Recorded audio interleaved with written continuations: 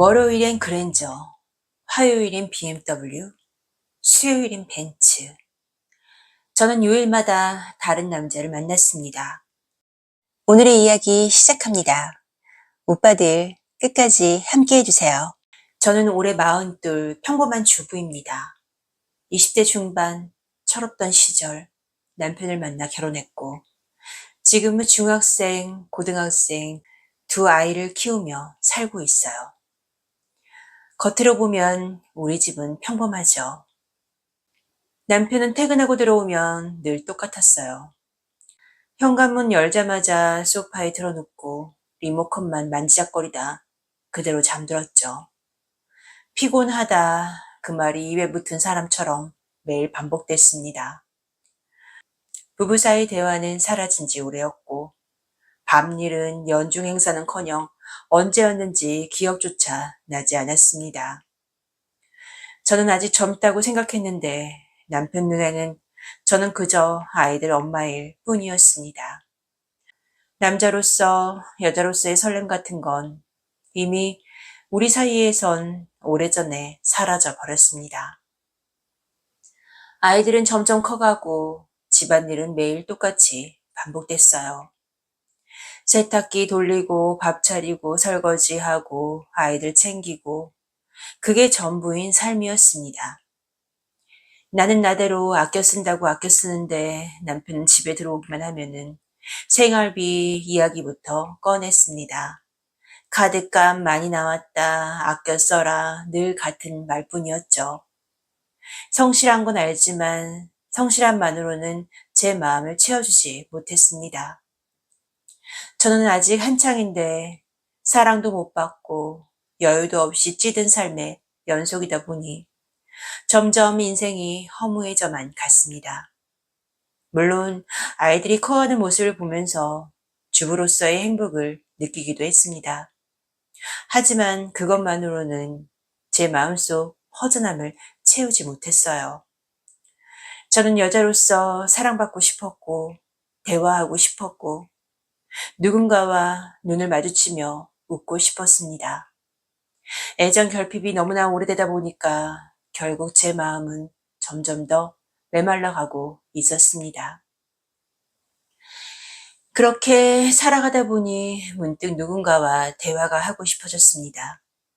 정말 심심하고 삶이 무료하기까지 했어요.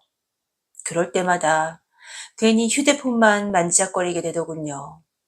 그러다가 눈에 들어온 게 채팅 앱 광고였어요. 이런 거 해도 될까? 싶으면서도 그날은 이상하게 손이 갔어요. 결국 저는 앱을 설치했고 그날 이후 제 일상은 조금씩 달라지기 시작했습니다. 앱을 깔고 잊고 지냈는데 얼마 지나지 않아 들어가 보니 저에게 메시지가 왔더라고요. 프로필 사진은 그랜저였고 말투는 점잖았습니다. 안녕하세요. 근처 사시죠? 동네 근처에 사는 사람 같았어요. 나이는 저보다 4살 많았고요. 그렇게 별스럽지 않게 시작한 대화는 오래 이어졌습니다.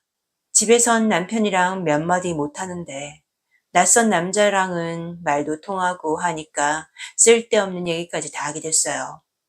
그러다 보니 이 사람이 궁금하기도 했고 그 사람이 한번 만나자길래 가벼운 마음으로 약속을 잡고 그 주 월요일 카페에서 만났습니다.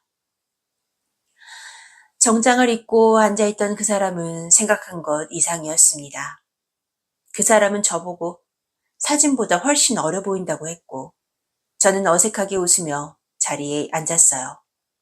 워낙에 채팅으로 이런저런 대화가 오가느라 우리는 서로 편안하게 말이 막힘없이 이어졌습니다. 그는 의료업계 영업사원으로 일하고 있고 낮에 시간이 좋다고 했어요. 아내와 부부 사이가 좋지 않아서 혹시나 하고 앱에 가입했다고 했어요. 그런 부분들이 우리는 공통점이었죠.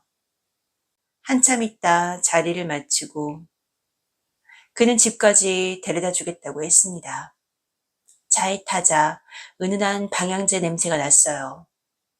창밖을 보고 있는데 그가 제 손등을 살짝 눌러 잡더라고요. 저는 빼지도 않고 그저 가만히 있었습니다.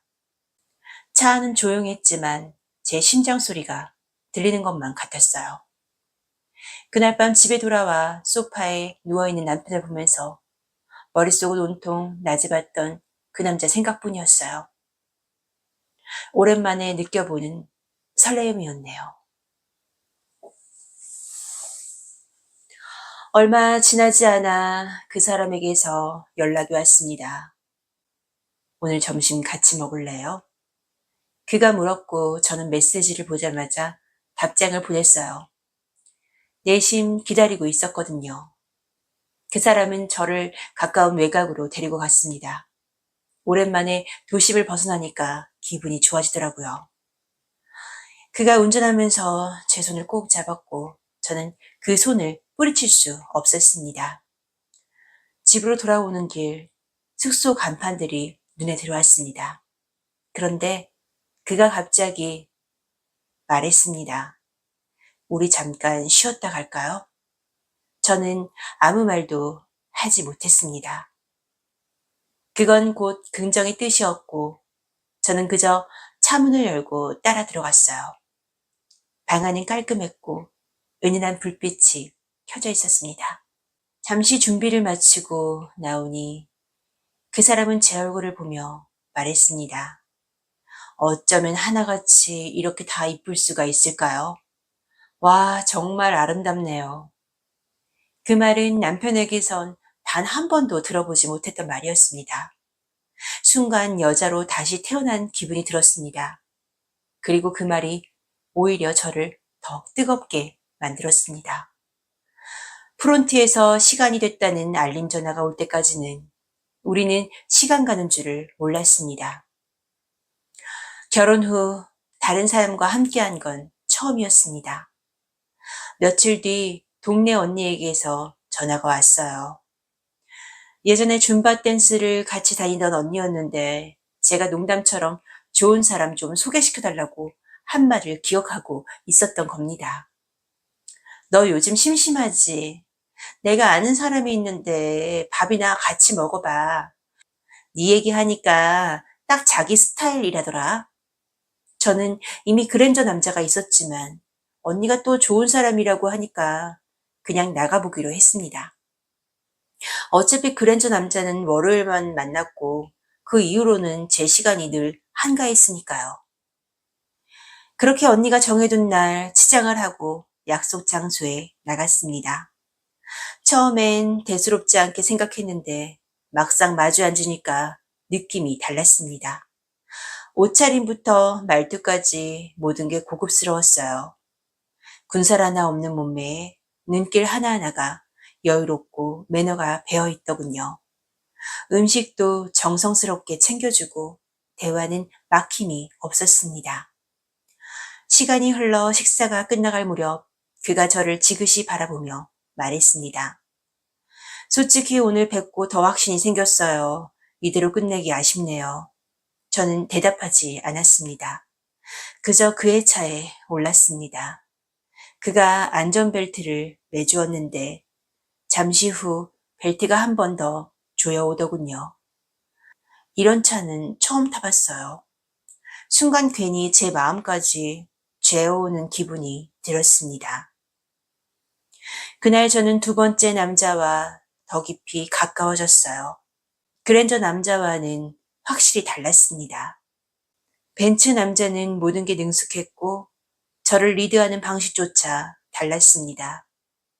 그는 끝까지 저를 챙겼습니다. 심지어 옷가지를 하나하나 정리해주는 모습에서 왜 이 사람이 여자를 편하게 만드는지 알 것 같았습니다. 헤어지기 전 그는 조용히 봉투를 내밀었습니다. 생활에 보탬 되실 겁니다. 부담 갖지 마세요. 저는 말없이 받았습니다.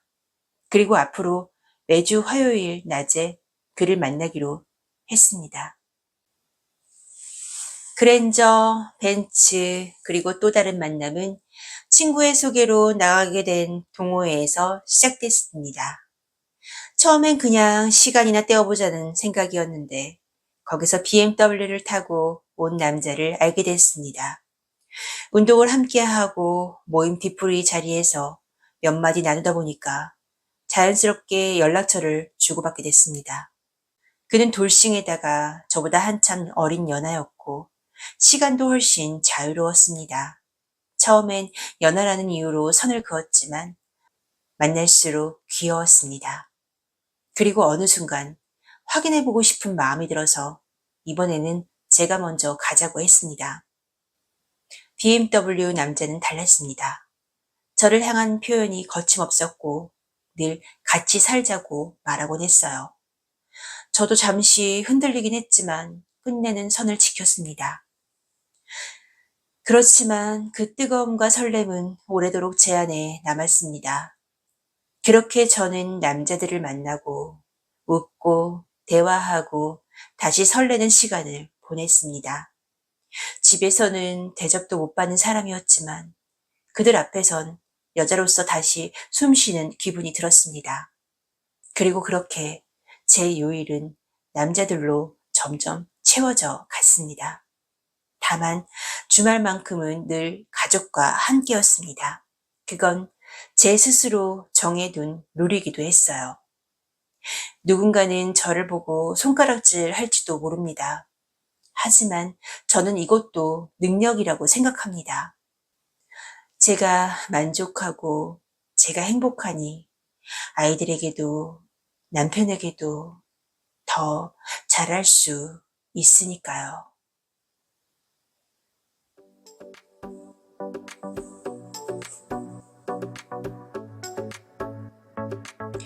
오빠들, 오늘의 이야기는 어떠셨나요? 구독과 좋아요, 알림 설정은 저에게 큰 힘이 됩니다. 오늘도 끝까지 함께 해주셔서 정말 감사합니다.